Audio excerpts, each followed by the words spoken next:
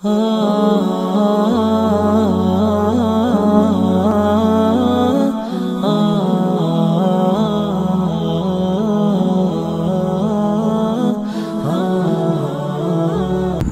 کیسے ہم اس سے بچ سکتے ہیں، کیونکہ اس وقت جو شیطان ہے نا وہ ننگا ہو کے ناچ رہا ہے۔ کیسے ننگا ہو کے ناچ رہا ہے؟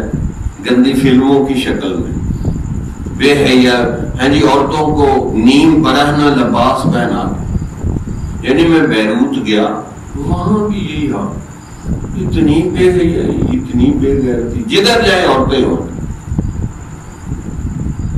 چلے ہمارے ملک کو اللہ نے بچایا ہوا کہ انگریز اور ادھر ادھر کے لوگ نہیں آتے۔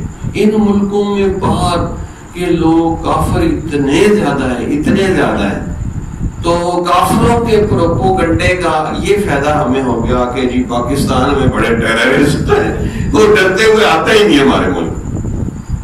یہ بڑا اللہ نے ہمیں فائدہ پہنچایا ہے، ورنہ یقین کرے جس ملک میں چلے جائیں عورتیں ایسے ہیں کہ آپ پریشان ہو جائیں گے، کچھے پہن کے پھر رہی ہیں۔ یہ یعنی نیم پر رہنا، کیا پتا ہے بندہ ان کے متعلق، برائی کا تذکرہ بھی برا ہے۔ تو ہمارے ملک کو اللہ نے بچا لیا کہ پاکستان پاک لوگوں کا ملک، ورنہ جتنے ہمارے ملک میں اچھے مناظر ہیں، جتنے اچھے موسم ہیں، جتنے ہمارے ملک میں خوبصورت ہے، اگر یورپ والوں کو پتہ چل جائے اور ان کو یہ یقین ہو جائے کہ ہمارے ملک میں امن و سکون ہے، تو وہ سارے حملہ کر دیں گے ہمارے ملک میں۔ ہر طرف آپ کو بے غیرت، بے شرم کافر عورتیں نظر آئیں۔ میں نے اس دفعہ گلگت کی طرف سفر کیا، اتنے خوبصورت مناظر، میں تو کبھی سیر کا شوق ہی نہیں، وہاں ہمارے حضرت گئے تو ہم بھی چلے گئے۔ واپسی پہ بائی روڈ آئے، ناران، کاغان ہے جی، سابو، پتہ نہیں کیا کیا، وہ راستے میں دیکھا تو میں حیران ہو گیا کہ اتنی خوبصورتی کہ اگر یورپ والوں کو پتہ چل جائے وہ ہمارا ملک ہی خرید لیں ہم سے، کہ اتنا۔ اور ادھر ہم ایک دفعہ حضرت کے ساتھ، ویسے ہمیں سیر کا شوق نہیں، اپنے حضرت کے ساتھ چلے جاتے ہیں، ہم تراڑکھل کے علاقے میں گئے، اتنی کشمیر جنت نظیر واقعی محسوس ہوتا تھا، اتنے خوبصورت مناظر۔ اب اگر ان کو پتہ چل جائے کہ پاکستان میں تو قدرتی مناظر اتنے، تو وہ تو بہت ہی رسیا ہیں اس بات کے خوبصورتی دیکھنے کی، تو ہر طرف بے غیرتی، بے حیائی ہو جائے۔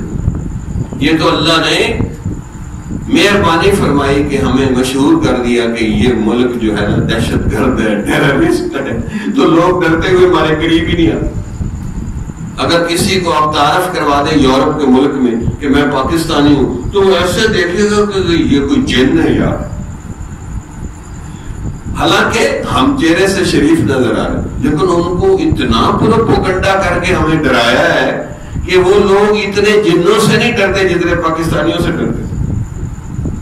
اگر بالفرض ہم کہہ دیں نا کہ ہم پوری جو ہے نا دنیا پہ حملہ کرتے ہیں، تو شاید سارے ملک اپنے ملک چھوڑ کے بھاگ جائیں گے کہ یار پاکستانی آ رہے ہیں تو یہ پتہ نہیں ہمیں کھا ہی نہ جائے، یا یوج و ماجوج ہے، اتنا ڈرتے ہیں۔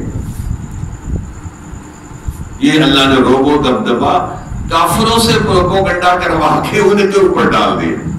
اگر ہم خود اپنے فضائل بیان کرتے کہ ہم یہ ہیں، ہم وہ ہیں، ہم ایسے ہیں، تو کوئی نہیں ہماری بات مانتا، لیکن ہمارے دشمنوں نے ہمارا اتنا پروپیگنڈا کیا کہ عسیٰ ان تکرہوا شیئا وہو خیر لکم، شاید تم کسی چیز کو ناپسند کرو وہ تمہارے لیے اچھی ہو۔